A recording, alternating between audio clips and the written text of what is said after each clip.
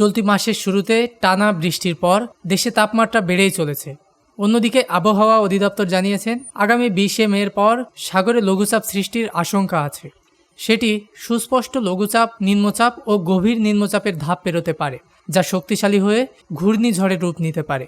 বৃহস্পতিবার এ বিষয়ে আবহাওয়াবিদ ডক্টর মোহাম্মদ আব্দুল কালাম মল্লিক বলেন, ঘূর্ণিঝড়ের বিভিন্ন মডেল পর্যবেক্ষণ করে দেখা গেছে 21 তারিখের পর দক্ষিণ বঙ্গোপসাগরে একটা ঘূর্ণাবর্ত তৈরি হতে পারে, যেটি পরবর্তীকালে লঘুচাপে পরিণত হওয়ার আশঙ্কা রয়েছে। তিনি বলেন, ঘূর্ণিঝড় হলে কোথায় আঘাত আনতে পারে এখনই এ বিষয়ে কিছু বলা যাবে না। এটির গতি প্রকৃতি এখনও স্পষ্ট নয়। লঘুচাপ সৃষ্টির পর এটা বলা যাবে। এদিকে ভারতের আবহাওয়া অফিস বলছে, চলতি মাসের শেষের দিকে পশ্চিমবঙ্গ ও বাংলাদেশের উপকূলীয় অঞ্চলে আছড়ে পড়তে পারে শক্তিশালী এ ঘূর্ণিঝড়। সম্ভাব্য ঘূর্ণিঝড়টির নাম রাখা হয়েছে রেমাল।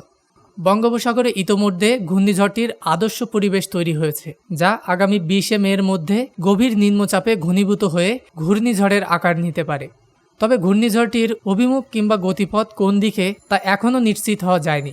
আবহাওয়াবিদরা বলেছেন, এই ঝড়টিও আমফান ও আয়লার মতো বিধ্বংসী হতে পারে। তবে এটির শক্তি কতটুকু, শেষ পর্যন্ত সুপার সাইক্লোনের রূপ নেবে কিনা তা জানতে আরও কিছুটা সময় লাগবে। এর আগে গত বছরের 14 মে 175 মাইল পর্যন্ত বেগে বাংলাদেশের উপকূলে আছড়ে পড়েছিল মোখা নামক ঘূর্ণিঝড়টি। ডেস্ক নিউজ, দৈনিক রানার।